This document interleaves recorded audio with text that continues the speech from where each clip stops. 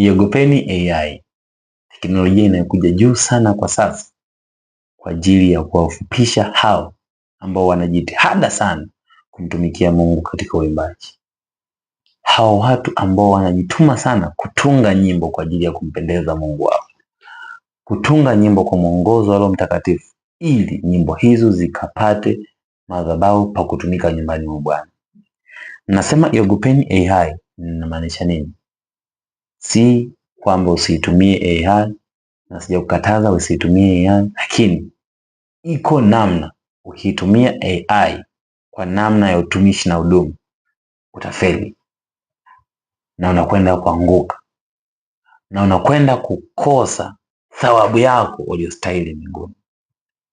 Biblia yangu katika Zaburi 150 na mstari wa 6 inaniambia kila mwenye pumzi na amsifu Bwana. Haleluya. Ni neno hilo tu nataka nikuelekeze siku hii ya leo. Kupitia AI watu wengi wameridhika kupata nyimbo za dini kupitia AI. Wameridhika kumwelekeza tu AI na kumwambia naomba nyimbo yenye aina hii. Na AI anatoa nyimbo hizo. Ni hatari sana. Kwa sababu tunaishi katika kizazi ambacho tutapita miaka yetu. Miaka inayokuja hawatakuwa wanajua kabisa kwamba tunatakiwa tutunge nyimbo. Hawatakuwa wanajua kabisa inatakiwa tuimbe live. Tumpigie Bwana makofi, tumshangilie Bwana. Hawatajua hivyo vitu. Hawatoimba kwa sauti zao. Lakini Mungu amesema katika Zaburi, kila mwenye pumzi na msifu Bwana. Naposema iogopeni AI inamaanisha kama sio muhanga, lakini inawezekana hujaathirika, unakwenda kuathirika. Lisemalo lipo, kama halipo linakuja. Ni mambo ambayo yalitabiriwa zamani sana na hao waliokuwako kuhusu jambo hilo. AI ni teknolojia inayokuja juu sana kwa sasa, kiasi cha watu kuitumia teknolojia hiyo upande wa kupata nyimbo za kuabudu, kupata nyimbo za praise, za kusifu, na maanisha praise and worship. Zote zipo kweli. Lakini upande mkubwa sana AI imewafanya watu wakose uwezo wa kufikiri sana. Imewafanya watu wapunguziwe nguvu ya kufikiria sana. Watu wamekosa nguvu ya kufikiri. Watu wamekosa nguvu ya kuanza upya. Watu wamekosa nguvu ya kumwimbia Bwana. Watu hawajapata muda wa kutunga nyimbo. Na wapo waliotumia nyimbo za AI, wamezipata nyimbo hizo na wameenda kufundisha kwenye makanisa yao. Upuuzi mtupu. Na kukumbusha siku hii leo. Kwa ufupi sana, lakini uko ujumbe mzito sana uliojificha nyuma ya AI. Artificial intelligence. Akili limemba. Kitu chochote unachokifanya. Naweza nikakuuliza swali rahisi tu. Hivi kwa mfano kwa ukawaida. Je, unaona ni sahihi watu wa Mungu kukosa nyimbo au mtu wa Mungu kutotunga nyimbo na AI kututungia nyimbo za kuabudu? Unaona ni sahihi? Inawezekana jibu lako ni ndio. Basi kama ni ndio, je, Mungu anapendezwa na nyimbo gani? Je, anapendezwa na nyimbo ambazo zimetungwa na AI au anapendezwa na nyimbo ambazo zimetungwa na viumbe vyake, hao wanadamu? Kwa sababu wanadamu wameumba AI. AI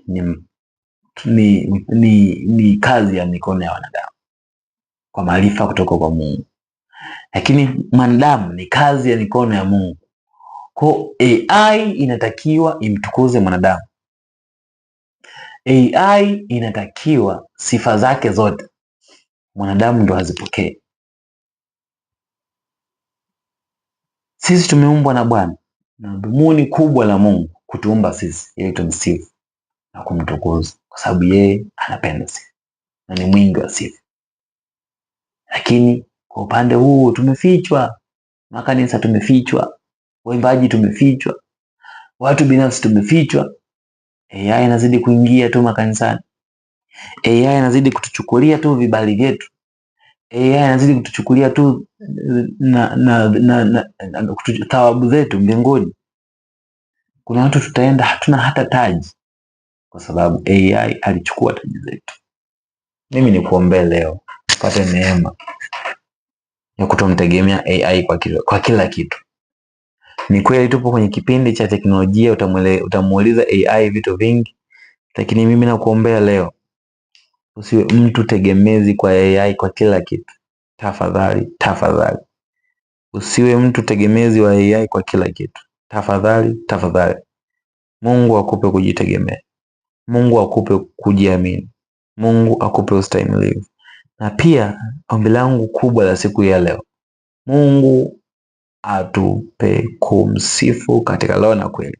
Hii AI iliyotengenezwa kwa mikono ya wanadamu, ambayo haina nafasi katika ufalme wa Mungu, ambayo haina nafasi, ni kama viti, ni kama redio, ni kama kila kitu ulichonacho kwa dunia hii kilichotengenezwa na mwanadamu. Kwa kitu kilichoundwa na mwanadamu hakiwezi kikawa na uwezo wa kumpelekea Mungu sifa zinazostahili. Lazima kipitie kwa mwanadamu ndipo kifike kwa Mungu. Lakini mwanadamu automatically ameumbwa na Bwana, na Bwana ndiyo mwenyezi wetu, na Bwana ndiyo kiongozi wa maisha yetu. Nahuzunika sana nikisikia jambo hili kwamba kuna watu hawajui hata nini maana ya Bwana. Kuna watu hawajui hata kwa nini wanaishi duniani. Kuna watu hawajui hata wakifa kinachotokea ni nini. Ni huzuni sana kwa watu hao. Hawamjui hata Bwana. Bora hata hawa ambao tunaweza tukawahubiria wakasema Yesu ni nani. Bora hata hawa ambao tunaweza tukawahubiria wakaleta maswali magumu, sijui huyo tunamuita Nabii Isa kwetu sisi, hapana. Sijui nani, hapana. Sijui Mama Maria, hapana. Nakuambia siku hii ya leo inawezekana unaweza ukaisikia sauti hii kwa mara ya mwisho. Mungu akupe badiliko. Mungu akupe badiliko. Mungu akupe badiliko. Usiishi kama jana. Usiishi kama jana. Anza leo, badilika. Anza leo, badilika. Mungu anakuhitaji umsifu katika roho na kweli. Na katika kazi aliyoifanya Mungu kwa ufasaha ni kuwaweka watu wa kumsifu wengi sana katika ulimwengu kwa sasa. Lakini watu hao tayari wameshachoka kumsifu Mungu. Wametumia vifaa kwa ajili ya vifaa hivyo kufikisha sifa zao kwa Mungu. Wamezitumia AI na AI hizo kutengeneza nyimbo, na nyimbo hizo zikamfikia Mungu. Ni hatari sana. Ni hatari sana kwa kanisa. Ni hatari sana kwa vijana wa sasa. Hamjanielewa. Inawezekana tunakoelekea hata mafundisho ya kanisani, mtu hata ongozwa na Roho Mtakatifu atakuwa amechoka tu, amekurupushwa huko alikotoka, ameombwa akasimame kuhudumu kanisani, anamuuliza ChatGPT tu, leo nikafundishe nini kanisani? Na ChatGPT ataamua huyo mtu akafundishe nini. Hawezi akakosa neno la kusema. Hawezi akakosa ushauri. ChatGPT AI. Najua umeanza kunielewa, lakini naomba niishie hapo. Mungu akubariki sana. Mungu akubariki sana. AI usitegemee kiasi cha kufungwa fikra zako. AI usitegemee kiasi cha kukosa nadhiri zako mbinguni. Utapokelewa mbinguni na kuvishwa taji kulingana na wadhifa ulionao. Asante Mtakatifu kwa ajili ya neno la siku hii ya leo. Nalibariki jina lako sana kwa ajili ya siku njema ya leo. Umekuwa mwema sana. Tunalitukuza na kuliamini jina lako kwa ukamilifu ulioachilia kwa siku hii ya leo. Baba, tupe kubadilika. Tupe kukusifu. Tupe kukuabudu katika roho na kweli. Umesema kwamba waabudu halisi wapo hata sasa. Na saa pia inakuja ambayo waabudu halisi watakuabudu katika roho na kweli.